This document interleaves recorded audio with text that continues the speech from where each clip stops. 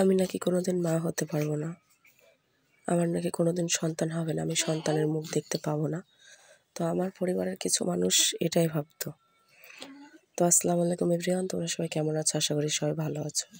তো তোমাদের সঙ্গে আজকে কিছু কথা শেয়ার করব। তো এই কৌটোগুলো দেখে কথাগুলো আমার মনে পড়লো, এবং এই কৌটোগুলো আমি গুছিয়ে রাখছি প্রায় 1 বছর থেকে। এরকম অনেক কৌটো যা আমি ফেলে দিয়েছি যখন আমি আমার শ্বশুর বাড়িতে ছিলাম তখন। তো এখানে এসে আমি বুঝতে পেরেছি যে না, এই কৌটোগুলো থাক, কোনো একদিন যদি আমি সন্তানের মুখ দেখতে পাই তো এই কৌটোগুলো আমি দেখব তারপরে কতগুলা হচ্ছে। তো আলহামদুলিল্লাহ এখন আমি এক সন্তানের মা। তো সবাই বলতো বিয়ের 2 বছর 8 মাস হয়ে গেছে, এখনও বাচ্চা যায়নি, বাচ্চা হয়নি, আর হবে না। তো আমার পরিবার থেকে আমাকে এইসব কথাগুলো শুনতে হয়েছিল। আমার শ্বশুরবাড়ির লোক আমাকে কোনোদিনই কিছু বলেনি, আমার বড়ও আমাকে কোনোদিন কিছু বলেনি। তো যখন এইসব কথাগুলো শুনলাম তো তখন নিজের ভিতরে নিজের জন্যই খারাপ লাগছে মনের ভেতরে। তো সত্যি কি তাহলে আমি কোনোদিন মা হতে পারবো না? আমার কি সমস্যা আছে? তো আমি তখন আমার বর আমাকে ডক্টরের বাড়ি নিয়ে গেল। তো আমার আগেকার রিপোর্টটা দেখালাম ডক্টরকে, দিয়ে বললো যে তেমন কোনো সমস্যা নেই। তো আমার সমস্যা ছিল কিডনিতে পাথর ছিল আর কিডনিতে সিস্ট ছিল, 2 কিডনিতে 2টো ছিল। তো আমি 8 মাস ওষুধ খেলাম। তো 8 মাস খাওয়ার পর আমাকে ডক্টর আবার রিপোর্ট করতে দিল। তো তারপরে জানতে পারলাম যে আমার সিস্টটা ভালো হয়েছে, শুধু পাথরটা আছে। আলহামদুলিল্লাহ আমার সিস্টটা ভালো সত্যি হয়ে গেছিলো। তো তারপর আমি ডক্টরকে জানালাম যে আমি মা হতে পারবো কি না এখন। বললো হ্যাঁ অবশ্যই পারবে সেটা।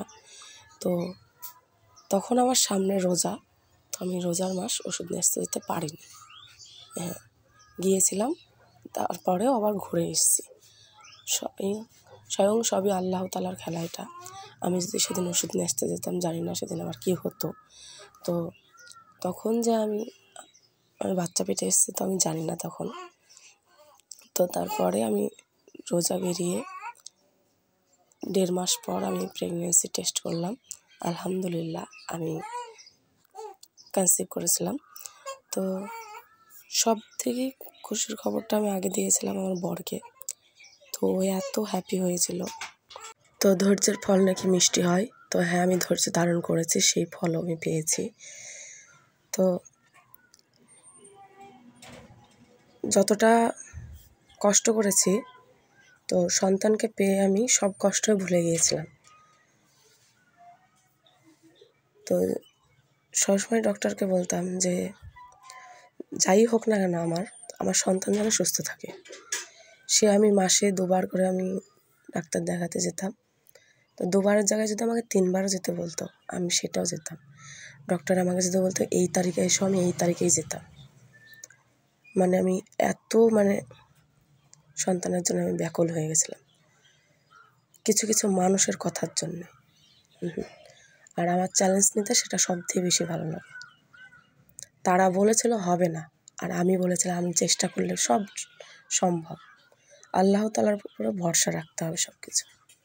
তো আল্লাহর প্রতি ভরসা রেখে আমি সেই ফল পেয়েছি। প্রত্যেকটা নামাজে আল্লাহকে একটা কথাই বলেছি, তুমি আমার সঙ্গে থাকো, আমাকে ধৈর্যশীল বানাও। কিছু কিছু মানুষের মুখের কথাগুলো যেন সত্যি না হয়, আমি যেন তাদের মুখের উপরে আমি চুপ থেকে যেন কিছু একটা জবাব দিতে পারি, তাদেরকে কিছু দেখাও, এইসবই বলতাম আল্লাহকে। তো আমার হাজব্যান্ড আমি প্রেগনেন্সির সময় থাকতে পারেনি বাড়িতে, ও বাইরে ছিল, এখনও বাইরে আছে ও। তো এরকম করে 1-2 মাস 4 মাস এভাবে কেটে গেল। ডক্টর যেটা আমাকে খেতে বারণ করতো আমি সেটা খেতাম না। তো এইভাবে মেনে চলতাম সব কিছু। তো আমি ইনজেকশন করতে খুবই ভয় পেতাম। তো সেটাও আমি মনে সাহস দিয়েছি যে এর থেকে ইনজেকশনটা যে আমি আঘাত পাবো, কষ্ট পাবো, এর থেকে মানুষ আমাকে এর থেকে অনেক বেশি কষ্ট দিয়েছে, যা আমি ধৈর্য নিয়ে আমি এখনও বেঁচে আছি। তো ফাইনালি আমি 9 মাস কাটিয়ে 9 মাস 1 সপ্তাহে আমার নর্মাল ডেলিভারি হয়। তো আমি গ্রামীণ হাসপাতালে গিয়ে আমার নর্মাল ডেলিভারি হয় না। তো 2 দিন যন্ত্রণা থাকার পর আমি নার্সিংহোমে যাই। তো নার্সিংহোমে গিয়ে 21শে ডিসেম্বর আমার ডেলিভারি হয় 2024 সালে। তো আমার ছেলে সন্তান হয়েছে। আলহামদুলিল্লাহ আমি খুব খুশি। আমার বড় খুশি, আমার ফ্যামিলির মানুষ সবাই খুশি।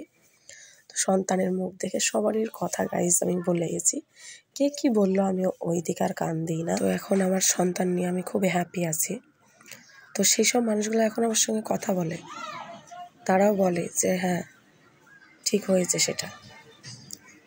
তো বন্ধুরা, ভিডিওটা এখান থেকে শেষ করছি। সবাই ভালো থেকো। আল্লাহ হাফেজ। আবার পরের ভিডিওতে দেখা